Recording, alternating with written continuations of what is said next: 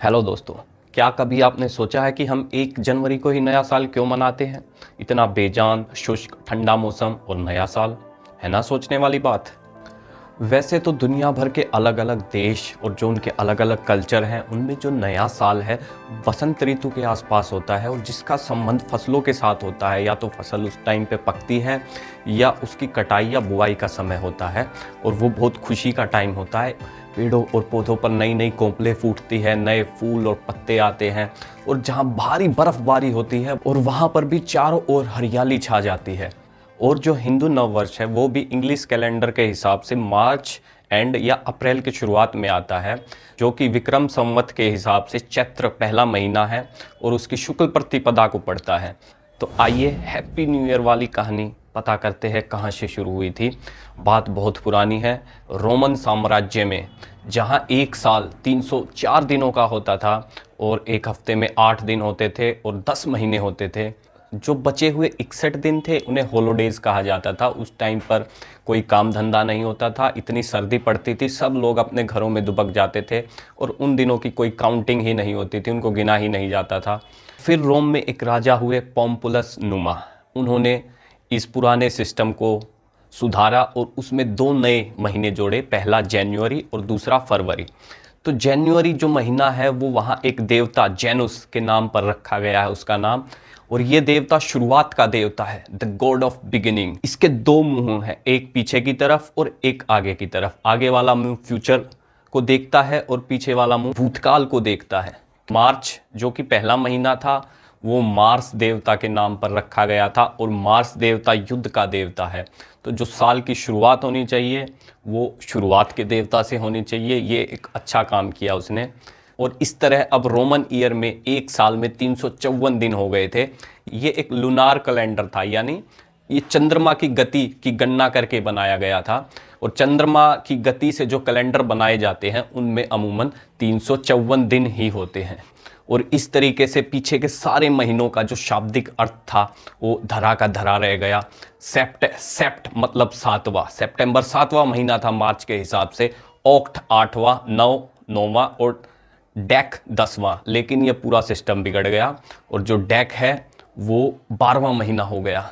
फिर इसमें एक लोचा पैदा होता है। वो जो 11 दिन है, जो सौर कैलेंडर में 365 दिन हैं और जो बचे 11 दिन, उनकी वजह से इस कैलेंडर में क्या होता था कि कुछ समय के बाद जो सीजन्स जिस टाइम पर आने थे वो उस टाइम पर नहीं आते थे। लोगों की समझ में नहीं आता था कि ये कैसे आगे पीछे हो रहा है। तो उन्होंने इसका भी एक उपाय खोजा और हर जब भी उनका सिस्टम बिगड़ जाता था उसमें एक एक्स्ट्रा महीना जोड़ देते थे, ताकि फिर से जो ऋतुएं, जो सीजन, जो उनके रिचुअल्स, त्यौहार हैं, वे वापस उसी समय पर पड़े। और ये सिस्टम ऐसे ही चलता रहा। उसके बाद रोम में एक राजा हुए 46 ईसा पूर्व, जूलियस सीजर। जूलियस सीजर की कहानी से पहले आइए चलते हैं भारत में। लगभग इसी समय भारत में एक बहुत ही पराक्रमी शासक हुए, उज्जैन के राजा विक्रमादित्य। इनका शासन अरब तक फैला हुआ था और अकबर से पहले इनके दरबार में 9 रत्न थे, जिनमें धन्वंतरी, कालिदास, वराहमिहिर जैसे बड़े नाम थे। और कहा जाता है इन्होंने वराहमिहिर, जो कि अपने समय के सबसे बड़े ज्योतिषी थे, उनके साथ मिलकर विक्रम संवत की स्थापना की। और विक्रमादित्य से आप सभी परिचित होंगे अगर आपने वेताल पच्चीसी या फिर सिंहासन पच्चीसी की कहानियाँ टीवी पर देखी हैं या सुनी हैं। ये इतने लोकप्रिय थे कि इनका नाम एक टाइटल बन गया और इनके बाद आने वाले 14 राजाओं ने अपने नाम के साथ विक्रमादित्य लगाया। कहा जाता है कि विक्रमादित्य को शिव ने भेजा था धर्म की रक्षा के लिए और पार्वती ने वेताल को भेजा था विक्रमादित्य की रक्षा करने के लिए। विक्रम संवत एक यूनिसोलर कैलेंडर था जिसमें कि चंद्रमा की गति, सूर्य की गति और नक्षत्रों की गति के आधार पर गणना की गई। इस कैलेंडर में 12 महीने थे, जिसमें चैत्र पहला महीना और फागुन अंतिम महीना था और सप्ताह में 7 दिन थे। सप्ताह में 7 दिनों की शुरुआत इसी कैलेंडर से हुई, जो कि अब पूरे विश्व में प्रचलित है। इसमें चंद्र वर्ष के हिसाब से 354 दिन थे और सौर वर्ष के हिसाब से 365 दिन और 5 घंटे। इन 11 दिनों और कुछ घंटे का निपटारा भी बहुत अच्छे ढंग से इस कैलेंडर में किया गया है। इसमें हर तीसरे महीने में एक अधिक मास, एक एक्स्ट्रा मंथ जोड़ा गया जिसको अधिक मास बोलते हैं। और 19 वर्षों में 7 अधिक मास हो सकते हैं। और इसी तरह एक क्षय मास होता है जो कि इसकी गणना को बिल्कुल एक्यूरेट करता है। हर 141 वर्ष में एक 6 मास होता है, यानी 1 महीना कम कर दिया जाता है। इसलिए इस कैलेंडर की गणना हमेशा बिल्कुल सटीक होती है। आज भी हिंदुस्तान में श्रीलंका, म्यांमार, इंडोनेशिया, थाईलैंड, कई देशों में इस कैलेंडर का प्रयोग किया जाता है त्योहारों की सटीक भविष्यवाणियाँ करने के लिए, क्योंकि ज़्यादातर सभ्यताओं और संस्कृतियों में जो भी त्यौहार है वे चंद्रमा की गति के हिसाब से निश्चित किए गए हैं। लेकिन पता नहीं नेहरू को क्या सूझी कि उन्होंने शक संवत को भारत का राष्ट्रीय पंचांग घोषित किया, जबकि भारत में सभी गणनाएं विक्रम संवत के हिसाब से की जाती है और नेपाल देश का राष्ट्रीय कैलेंडर है वो विक्रम संवत ही है। अब आते हैं वापस जूलियस सीजर की ओर। तो जूलियस सीजर था, उन्होंने खगोलविदों के साथ मिलकर पता लगाया, बड़े बड़े एस्ट्रोनॉमर्स को बुलाया और पता लगाया कि जो सौर ईयर है वो 354 दिन का नहीं है बल्कि 365 दिन और 6 घंटे का है।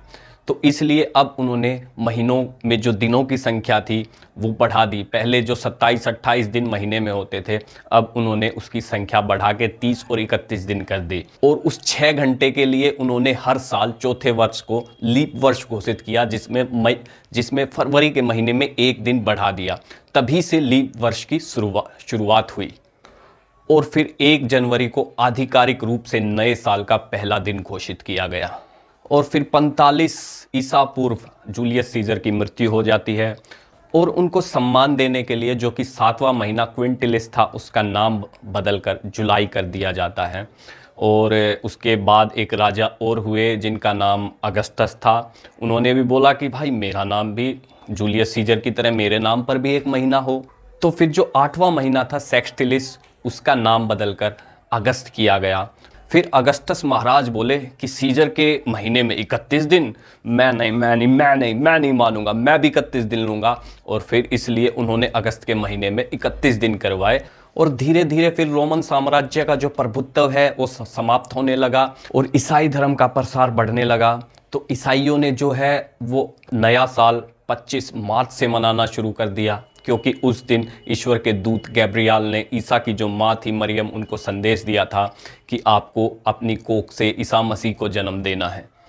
तो इसलिए ईसाइयों ने 25 मार्च को नया साल मनाना शुरू किया। लेकिन जूलियस कैलेंडर का प्रयोग चलता रहा, लेकिन इसमें अभी एक बड़ा लोचा बाकी था। इसके अनुसार जो सोलर ईयर है उसकी काउंट 365 दिन और 6 घंटे की गई थी। लेकिन धीरे धीरे समय के साथ बाद में पता चला कि एक वर्ष में 365 दिन, 5 घंटे, 48 मिनट और 46 सेकंड होते हैं। तो हर साल 11 मिनट 14 सेकंड ज़्यादा जोड़े जा रहे थे, जिस वजह से हर 400 साल में समय 3 दिन पीछे हो रहा था। तो सन 1580 में रोमन चर्च के पादरी ग्रेगरी 13वें ने एक ज्योतिष लिलियस के साथ मिलकर इस पर काम करना शुरू किया और उन्होंने पता किया कि हम समय से 10 दिन पीछे चल रहे हैं। उन्होंने समय को फिर से नियत समय पर लाने के लिए 10 दिन बढ़ा दिए और 1582 में 5 अक्टूबर से सीधा 15 अक्टूबर का दिन रखा गया। बीच के 10 दिन हटा दिए गए और इस 11 मिनट 14 सेकंड के फ़र्क को कम करने के लिए लीप ईयर का नियम बदला गया। अब लीप ईयर 4 और 400 दोनों से भाग होना चाहिए। जो शताब्दी वर्ष है वो 400 से भाग होना ज़रूरी है। जैसे 1900 लीप वर्ष नहीं था लेकिन 2000 लीप वर्ष है। इस वजह से जो 11 मिनट का फ़र्क था वो कम हो गया और समय नियत चलता रहा। लेकिन एक लोचा अभी भी बाकी है। इस कैलेंडर में 11 मिनट का तो उपाय कर लिया, लेकिन 14 सेकंड का उपाय अब भी नहीं किया, जिस वजह से हर 5000 साल में हम समय से 1 दिन पीछे हो जाएंगे।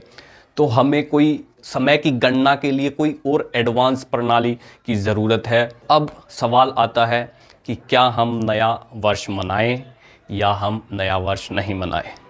तो भाई ये खुशी की चीज़ है, खुशी का कोई भी अवसर हो उसे छोड़ना नहीं चाहिए, उसको मनाना चाहिए। खुशियाँ बांटने से बढ़ती है और दिन तो नए नए दिन खोजो जो खुशियाँ मनाई जा सके। आज की हेक्टिक लाइफ में वैसे तो खुशियाँ मनाने का समय मिलता नहीं, यही कुछ दिन हैं जिन पे हम खुशियाँ मना सकते हैं।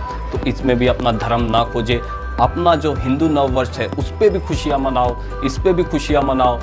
और हिंदुओं में तो हर राज्य में अलग अलग नववर्ष है, सब पे खुशियाँ मनाओ। तो मेरी तरफ से आप सभी को हैप्पी न्यू ईयर।